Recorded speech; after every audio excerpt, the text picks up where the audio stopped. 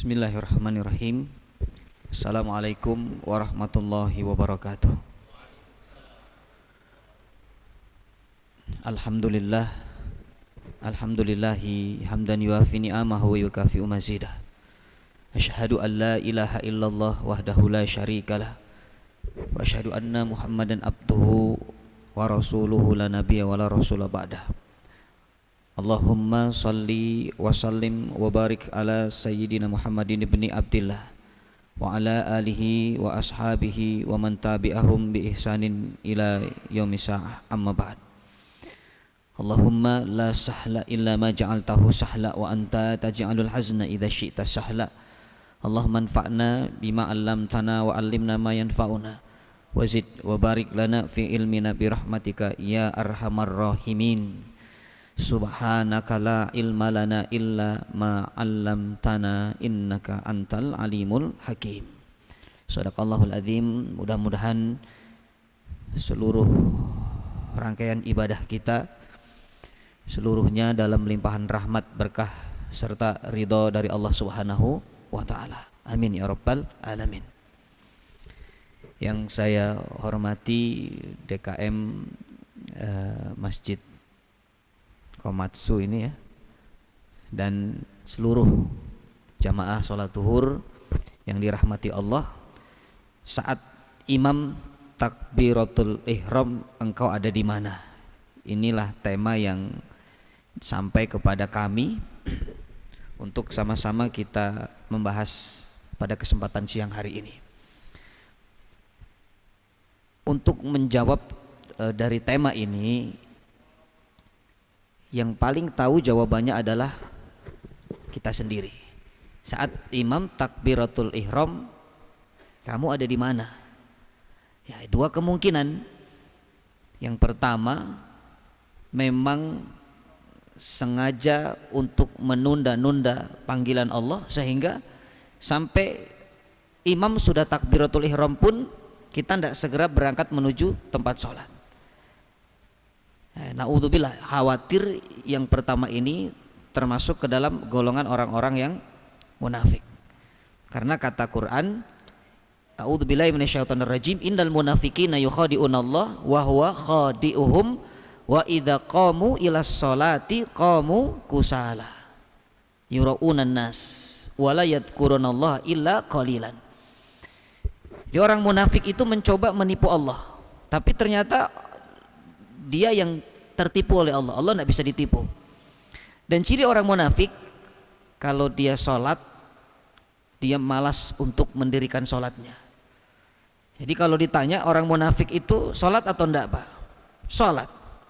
Orang munafik itu sholat, tapi mereka malas dalam sholat.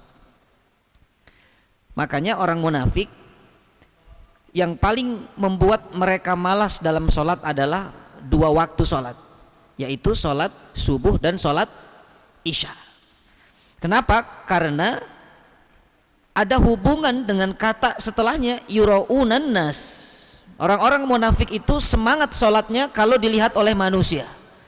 Jadi kalau subuh itu gelap, dulu di Masjid Nabawi itu tidak ada lampu. Isya juga gelap, makanya mereka tidak berangkat itu. Ya. Jadi ini yang pertama, kita evaluasi diri, jangan-jangan kita sering nunda sholat karena malas. Kalau karena malas, maka masuk dalam kategori munafik. Orang munafik cuman dua malasnya, subuh dan isya. Jangan-jangan kita 5 waktu malas semua. Itu lebih munafik daripada munafik tuh. Naudzubillah. Atau yang kedua, kemungkinan kedua, kita kurang memahami keutamaan dari sholat berjamaah. Ya, kita kurang memahami dari fadilah apa yang didapatkan dari sholat berjamaah. Subhanallah. Tahun 620 atau 621 Masehi bertepatan dengan tahun 10 kenabian, Rasulullah SAW mendapat panggilan dari Allah dalam perjalanan dinas malam yang kita kenal dengan Isra wal Mi'raj. Subhanalladzi, a'udzubillahi minasyaitonir rajim. Subhanalladzi asra bi 'abdihi lailam minal masjidil harami ilal masjidil aqsa alladzi barakna haulahu linuriyahu min ayatina. Al-ayah. Apa oleh-oleh dari perjalanan ini? Kata ulama, oleh-olehnya satu, barakna haulahu. Nabi mendapatkan keberkahan. Bahkan sekelilingnya pun Allah berikan keberkahan. Yang kedua, linuriyahu min ayatina. Nabi diperlihatkan tanda-tanda kebesaran Allah. Ya, bertemu dengan para nabi, para rasul, melihat surga, melihat neraka. Kemudian oleh-oleh yang ketiga adalah salat. Jadi salat ini oleh-oleh dari perjalanan yang satu-satunya cara Allah untuk memerintahkan hambanya kepada perintah ini, Allah tidak melalui ayat Quranul Karim. Allah tidak melalui Jibril. Langsung Allah panggil nabinya untuk menerima mandat tentang sholat.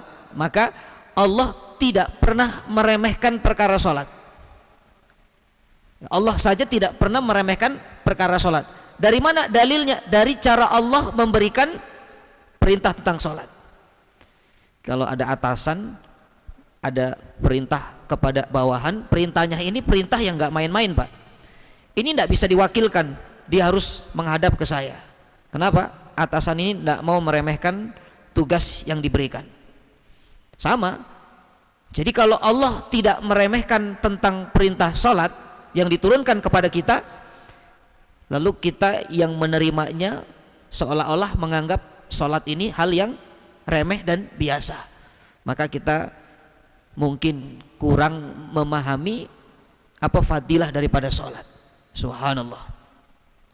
Maka mudah-mudahan dengan kita mengetahui apa keutamaan daripada sholat itu sendiri, nanti ketika ditanya saat imam takbiratul ihram, kamu di mana? Aku sudah di saf pertama. Subhanallah. Jadi tidak lagi tuh dicari mana nih orang, tidak ada. Ternyata dia sudah di saf pertama. Bahkan sebelum azan berkumandang dia sudah di tempat sholat. Ya, tapi jangan belum azan udah sholat. Nah ini sesat juga ini. Ya, nanti saking solehnya mau hijrah, belum azan udah sholat. Tahajudnya siang malam. Nah ini sesat. Nah Bapak yang dirahmati Allah, tujuan Allah menciptakan manusia itu ibadah.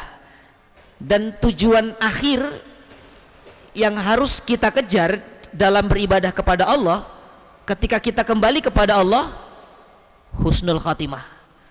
Siapa yang tidak mau ketika wafat lisannya mengucapkan kalimat la ilaha illallah? Semua pasti berharap ketika sakaratul maut keluar ruh dari jasad, kalimat yang keluar la ilaha illallah. Itulah kenapa kalimat azan, kata ulama, jadi kalimat azan itu ketika dilantunkan di telinga kita, dulu waktu bayi lahir itu diadzankan, mungkin Bapak juga punya anak diadzankan, itu ada pesan kuat. Seolah-olah kita mengatakan, nah Bapak melantunkan kalimat azan di telingamu dengan kalimat Allahu Akbar. Semoga kamu tumbuh menjadi anak yang semakin besar dan kamu menjadi apapun nanti di dunia, jadi dokter, jadi insinyur, jadi pengusaha, jadi pebisnis. Usahakan di akhir kehidupanmu yang keluar adalah kalimat la ilaha illallah. Tutup usiamu dengan seperti adzan ini ditutup. Apa kalimat adzan paling akhir, Pak? La ilaha illallah. Itu pesannya. Tapi ini tidak mudah. Bagaimana agar bisa mendapatkan la ilaha illallah? Maka kata ulama, kita tidak akan bisa mendapatkan kalimat la ilaha illallah kalau tidak mengamalkan kalimat sebelumnya. Apa kalimat sebelumnya? Hayya alal falah. Hayya alal falah. Artinya apa, Pak? Hayya alal falah. Mari meraih kemenangan. Jadi orang yang salat sebenarnya dia sedang menuju ke sebuah kemenangan yang sebenarnya. Coba bandingkan dengan perintah-perintah lain. Ya, Bapak ketika disuruh haji, umroh, nggak ada kalimatnya hayya 'alal falah. Ketika Bapak infak kemudian puasa Ramadan, tidak ada perintahnya hayya 'alal falah. Tapi siapapun yang sholat, maka kalimatnya orang-orang yang mendatangi tempat sholat itulah orang yang menang. Subhanallah. Tapi ada yang menarik, ternyata bahasa Arabnya petani, bahasa Arabnya petani itu disebut dengan falah. Jadi kalau kemenangan falah, petani falah. Bedanya hanya ada di syiddah. Jadi bahasa Arab itu kaya, Pak. Kullama zadal mabni zadal makna. Setiap tambah satu huruf, satu harokat itu tambah maknanya. Apa artinya falah, petani? Apa artinya falah, kemenangan? Apa hubungannya antara petani dan kemenangan? Maka kata ulama, seorang petani itu simbol pekerja keras. Ya, para petani itu simbol pekerja keras. Anda ingin mendapat kemenangan, syaratnya harus bekerja keras. Orang yang tidak pernah merasakan bekerja keras, maka mustahil dia akan mendapatkan kemenangan. Di dalam konteks hidup, maknanya adalah beramal soleh dengan serius, maka Anda akan mendapatkan kemenangan yang serius. Itu petani itu.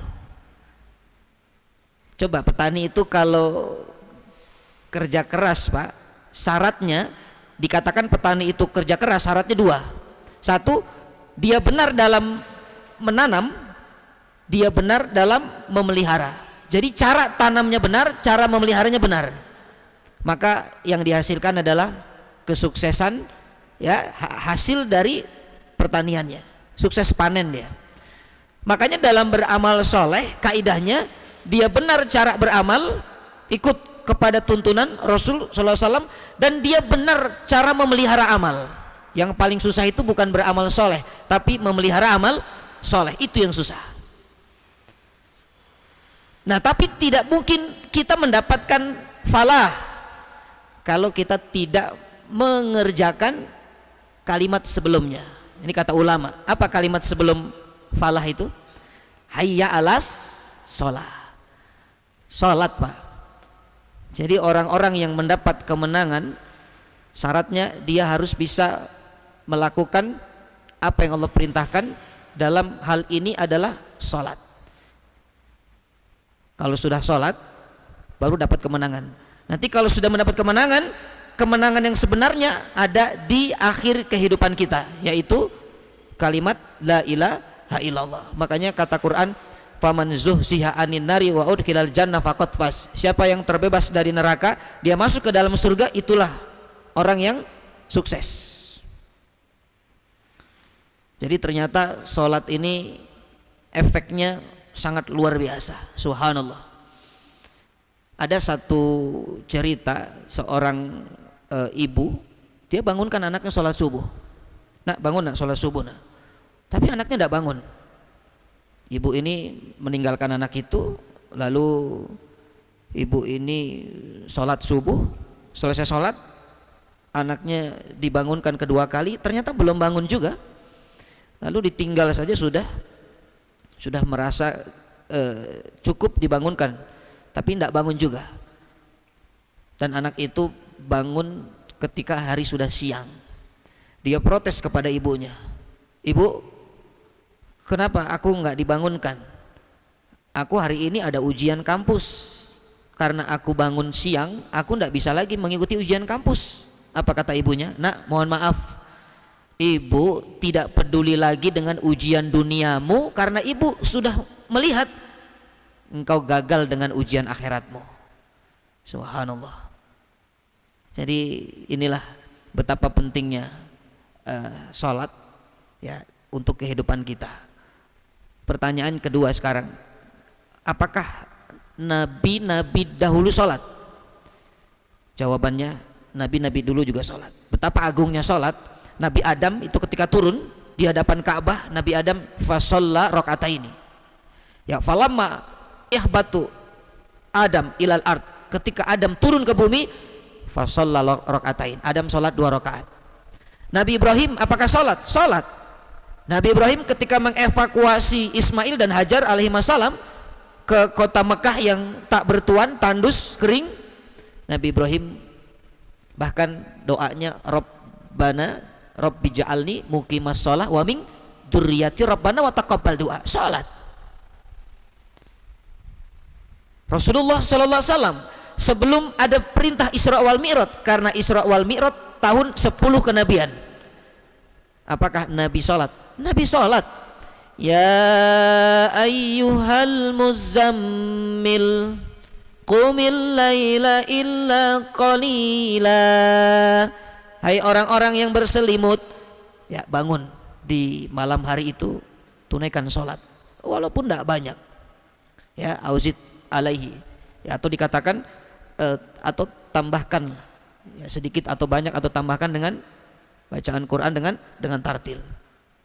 Jadi ternyata sholat itu sudah ada dari sejak Nabiullah Adam alaihissalam. Subhanallah. Maka sholat ini menjadi hal yang fundamental dalam kita beragama. Tidak ada agama yang pengikutnya itu tidak sholat. Agama Islam bahkan dikatakan al-farqu bainal mu'min wa kafir wa as-shalah. Perbedaan antara orang beriman dan orang kafir, sholat. Sholat itu identitas, Pak. Bapak yang dirahmati Allah, apa keutamaan sholat sehingga sholat ini menjadi amalan yang sangat agung di mata Allah dan Rasulnya? Yang pertama, ada seorang sahabat Abdullah ibn Mas'ud radhiallahu anhu, ini sahabat pakar tafsir para sahabat saat itu, datang kepada Rasulullah sallallahu alaihi wasallam, ya Rasulullah, ayu amalin afdal. Sahabat ini bertanya, ya Rasul, amalan apa yang afdal? Kata Rasul SAW, Rasul tidak mengatakan zakat, Rasul tidak mengatakan haji, Rasul tidak mengatakan Ramadan, puasa. Bukan berarti haji, bukan berarti zakat, bukan berarti puasa itu tidak afdal, tapi yang lebih afdal dari itu semua adalah as-salatu liwaktiha, salat tepat pada waktunya. Subhanallah, sahabat itu kalau bertanya Pak kepada Nabi, itu yang ditanya itu yang afdal. Jadi sahabat itu kalau bertanya tentang amal soleh itu yang paling tinggi levelnya. Kita kan kalau nanya tujuannya untuk cari keringanan. Ustadz, boleh nggak witir? Witir itu berapa Ustadz? Witir itu ganjil. Oh ganjil ya, berarti 3, 6, 3, 7, 9, 11, iya pokoknya ganjil. Kalau 1 boleh nggak? 1 kan ganjil juga. Udah nanya panjang tapi ujung-ujungnya nawar paling kecil itu kita, tapi sahabat tidak. Makanya kita temukan beberapa hadis Nabi, sahabat kalau tanya, ya Rasulullah, amalan apa yang paling afdal? Ya Rasulullah, ayu amalin yuqarribuna ilal jannah? Ya Rasul, amalan apa yang mendekatkan kami kepada surganya Allah? Subhanallah. Kenapa? Karena sahabat itu tahu Pak, umur terbatas, kemampuan terbatas, kekuatan terbatas, sehingga dicari amalan yang pahalanya tanpa batas.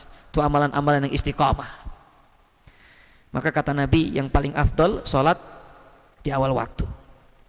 Kalau yang takbiratul ihram tadi tidak tahu kemana, ini tidak mendapatkan fadilah awal waktu. Walaupun ada ulama yang mengatakan awal waktu sholat itu juga dibagi 3. Jadi waktu awal bersama imam jamaah, nanti ada waktu tengah-tengah, ada waktu akhir. Ya itu ranahnya fikih lah. Tapi yang paling afdol pastinya adalah ketika kita berjamaah bersama imam. Itu yang afdol. Ya kemudian subhanallah, yang kedua, sahabat yang bernama Rabi'ah ibn Ka'ab al-Aslami. Ini sahabat setiap Nabi mau salat dia berkhidmat memberikan air. Jadi kalau Nabi mau wudhu Pak, itu apa namanya, airnya tuh disiapkan oleh Rabi'ah ibn Ka'ab al-Aslami. Sampai Nabi mengatakan, ya Rabi'ah, salni, kamu minta apa? Nabi ingin membalas kebaikan Rabi'ah. Kata Rabi'ah ibn Ka'ab al-Aslami, ya Rasulullah, murafaqatuka fil jannah. Ya Rasul, jadikan aku temanmu di surga. Subhanallah. Sahabat Nabi itu kalau minta Nabi minta hadiah dari Nabi itu tidak minta sepeda Pak, ya, tidak minta binatang ternak, tapi mintanya apa? Jadikan aku sahabatmu di surga. Ini sunnah kalau ketemu para ulama, para wali-wali Allah, jangan minta foto dulu, jangan minta selfie, tapi langsung minta doa, ya, Kiai doakan saya, mudah-mudahan bisa kumpul dengan orang-orang soleh di surga. Nah, itu doa aja, baru minta selfie kedua. Itu sahabat Nabi itu. Lalu kata Rasulullah SAW, ya Ka'ab, aku akan mintakan kepada Allah apa yang kamu inginkan, tapi bantu aku ya Ka'ab. Tapi bantu. Subhanallah, Nabi tawadu, minta bantuan kepada Ka'ab, padahal Nabi sangat mampu mendoakan dan Allah ijabah doanya. Apa kata Rasulullah SAW? Ka'ab, bantu aku. Caranya bagaimana? Inni ala nafsika bikathratis sujud. Perbanyak dirimu untuk sujud. Kira-kira kalau bicara sujud Pak, sujud adanya di mana? Salat. Jadi maknanya doa-doa kita ini akan cepat Allah ijabah ketika kita menjaga salat kita. Banyak salatnya, banyak sujudnya. Karena ada satu tempat di mana Allah sangat dekat dengan hambanya. Kata Nabi, aqrabu ma yakunul abdu mir rabbihi wa huwa sajidun fa'akthir doa. Yang paling dekat seorang hamba dengan Tuhannya adalah ketika sujud. Maka saat sujud banyak doa Pak. Ada seorang sahabat namanya Al-Imam, seorang tabi'in, ya, Hasan Al-Basri. Ini beliau sholat maghrib di sekitaran Ka'bah. Setelah sholat maghrib, sholat ba'diyah, itu sujud bangun-bangun Isya, adzan Isya baru bangun dari sujudnya. Subhanallah. Kenapa? Doa. Ya, kita juga sering sih sholat subuh, sujud, bangun-bangun duha. Nah, itu ketiduran. Ya, itu habis begadang kayaknya itu. Subhanallah. Yang ketiga, kata Nabi sallallahu alaihi wasallam, man hafadho, siapa yang menjaga 5 waktu sholat, maka Allah akan memberikan cahaya di wajahnya. Allah berikan apa? An-najah, kesuksesan dalam kehidupannya. Tapi siapa yang tidak menjaga ini, Allah akan berikan buram di wajahnya. Bahkan di akhirat nanti Allah akan kumpulkan bersama 4 orang, Fir'aun, Qarun, Haman, dan Ubay bin Khalaf. Ini 4 orang yang tidak pernah sholat di muka bumi karena sebab kesibukan yang tidak sama. Jadi kalau ada orang nih Pak ditanya, kamu kenapa tidak sholat? Sibuk karena jabatan, karena popularitas, karena ngurus umat, tidak sempat sholat. Tinggal sama Fir'aun di neraka. Fir'aun karena jabatan tidak sempat ibadah, dia tidak sholat, bahkan dia ngaku Tuhan. Ada orang yang banyak hartanya, sultan dia, kaya, tapi tidak mendekatkan kepada Allah kekayaannya, dia tidak sholat. Nerakanya bersama Qarun. Qarun kan kaya, tapi kekayaannya tidak mendekatkan dia kepada Tuhan. Ada orang yang sibuk dengan ilmunya, mungkin seorang arsitek, seorang desainer, seorang yang urusan-urusan dengan bangunan-bangunan, sibuk dengan itu semua, dia tidak sholat, dia tinggal bersama Haman. Dan ada orang yang cinta dengan keluarga, sama keluarga sayang ini, ya, keluarganya dicukupi, diajak jalan-jalan, anak istrinya, tapi karena sebab itu dia tidak sholat. Namanya Ubay ibn Khalaf. Jadi 4 orang ini kenapa Allah sebut? Karena ini 4 orang tidak sholat dari sebab alasan yang berbeda. Nah, kita mungkin tidak sholat, alasan kita berbeda, mungkin. Ya, ada yang sibuk dengan ini, sibuk dengan itu, ada yang kesini ke situ, maka pilihannya kumpul dengan salah satu dari keempat manusia itu. Bahkan di dalam Al-Quran dikatakan, masalakakum fi sakor, apa yang membuat anda ada di sini, penghuni neraka sakor? Mereka menjawab, lam nakun minal musallin, kami tidak sholat. Subhanallah. Yang keempat, tidak ada amalan yang diperintahkan bahkan kepada anak yang umurnya baru 7 tahun untuk diajarkan serius tentang ibadah kecuali sholat. Bapak kalau punya anak 7 tahun Pak, bapak tidak mengajarinya sholat, hukumnya dosa. Dosanya sudah mulai dapat tuh orang tuanya. Kalau 7 tahun tidak diajarkan sholat. Makanya kata Nabi 10 tahun tidak sholat pukul. Nggak ada syariat yang lain yang kita diajarkan kepada anak dengan cara pukul kecuali soal sholat. Betapa pentingnya sholat. Tapi pukulannya bukan pukulan diskriminatif, tapi pukulan edukatif, ya, dengan kasih hadiah atau dengan apa, pukul hatinya. Nak, malu nak kamu belum sholat, itu temenmu satu kelas rajin ke masjid loh. Ya, jadi tidak menyiksa anak. Kemudian yang kelima, subhanallah, amalan yang kelak akan dihisap pertama kali adalah sholat. Jadi kalau benar sholatnya, administrasi amal sholat yang lain pun akan beres. Tapi kalau tidak beres, Allah tidak akan lihat ini. Maka begitu besar keutamaan sholat sehingga sholat ini menduduki prioritas utama identitas seorang mukmin. Seperti apa sholatnya, seperti itulah kehidupannya. Makanya orang kalau meremehkan sholat, Pak, kata ulama, dia akan meremehkan perkara-perkara yang lain. Coba saja lihat, nak percaya. Dia remehkan soal sholat, dia remehkan yang lain. Makanya ada ungkapan, perbaikilah sholatmu maka Allah akan perbaiki kehidupanmu. Jadi diawali dari perbaikan sholat. Bahkan guru kami ketika ada orang yang datang cerita tentang kehidupannya, kenapa hidup saya begini Ustadz, kenapa begini, pertanyaannya satu, jangan dulu kasih solusi, tanya dulu sholatnya gimana. Saya enggak sholat, sudah, sekarang sholat, nanti Allah yang memperbaiki kehidupan. Ya, karena sholat itu kan dari bahasanya shot, hurufnya shot lam tak marbutoh, sama dengan silah. Silah itu juga shot lam tak marbutoh. Kalau silah itu menjaga hubungan baik dengan manusia, silaturahim, silah uhwah. Tapi kalau hubungan baik dengan Allah namanya sholah. Makanya orang yang tidak baik hubungannya dengan Allah, dia koneksinya putus sama Allah. Kalau putus koneksi sama Allah, itu hidupnya tidak terarah. Makanya mohon maaf, Bapak silahkan bekerja tanpa ingat waktu sholat, silahkan, supaya kaya. Allah mungkin akan memberikan kekayaan. Ya, banting tulang, berangkat pagi, pulang petang, kerja tapi lupa ibadah, kaya, dapat kaya lah. Tapi mohon maaf, keberkahan tidak akan pernah didapatkan. Karena keberkahan itu akan datang hanya dengan ketika kita mendekatkan diri kepada Allah Subhanahu wa taala. Yang penting hidup ini kan barokah, ya kan? Walaupun sedikit tapi cukup, itulah barokah. Makanya subhanallah, ada hadis Nabi, ya, doa Nabi kepada umatnya yang bangun pagi, Allahumma barik li ummati fi bukuriha, ya Allah berkahi umatku di pagi hari. Itu bukan orang yang cuman bangun tidur lalu berangkat ke kantor, bukan. Tapi pertama kali diawali harinya dengan sholat fajar, sholat subuh berjamaah.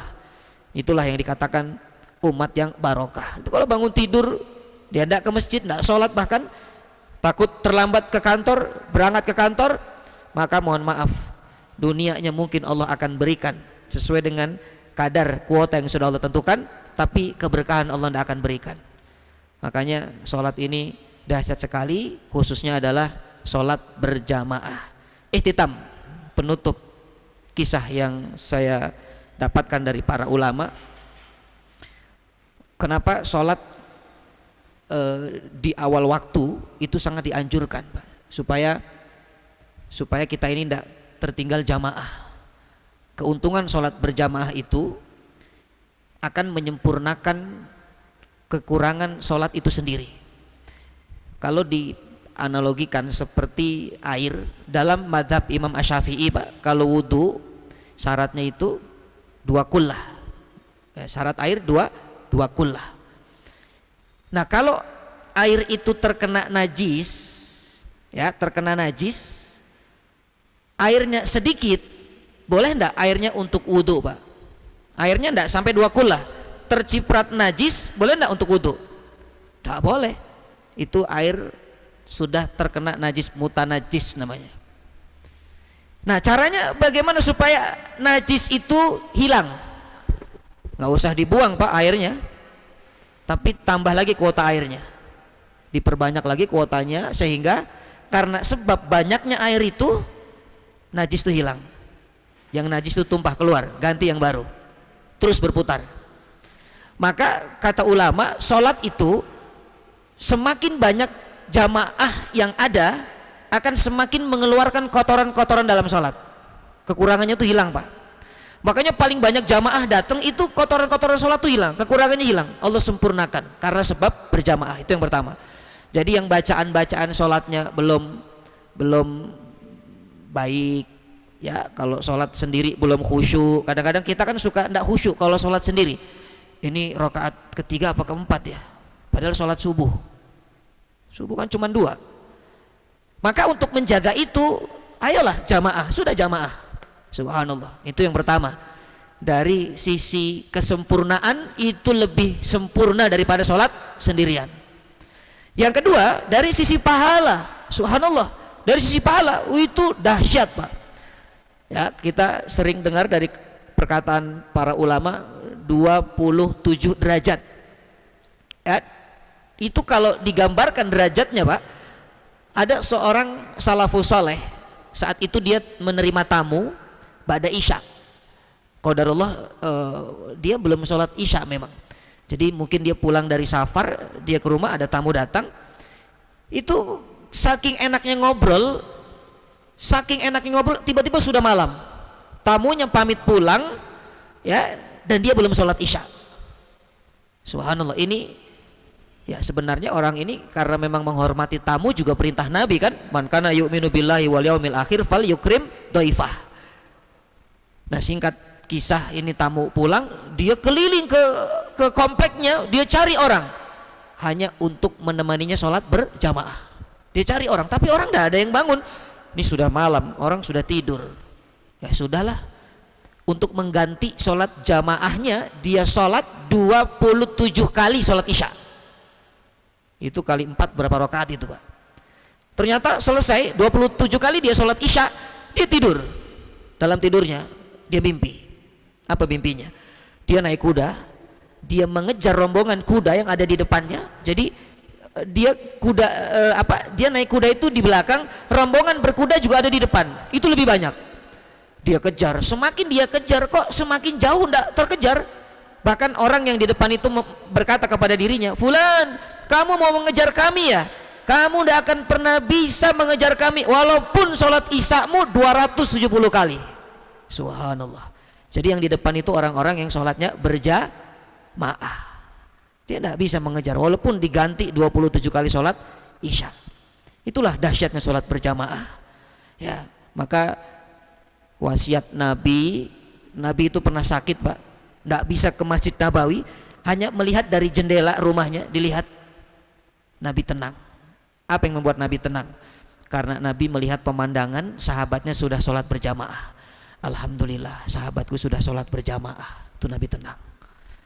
Subhanallah. Jadi inilah jawaban kenapa kita sering terlambat dalam sholat berjamaah. Mungkin naudzubillah kita malas, kita munafik. Maka istighfar, banyak-banyak taubat kepada Allah. Makanya salah satu cara menghilangkan sifat munafik, 40 hari jangan putus ikut imam takbiratul ihram, Pak. Tapi ini susah. Nanti di hari ke-39 gagal, ulang lagi dari awal. Subhanallah. Ya.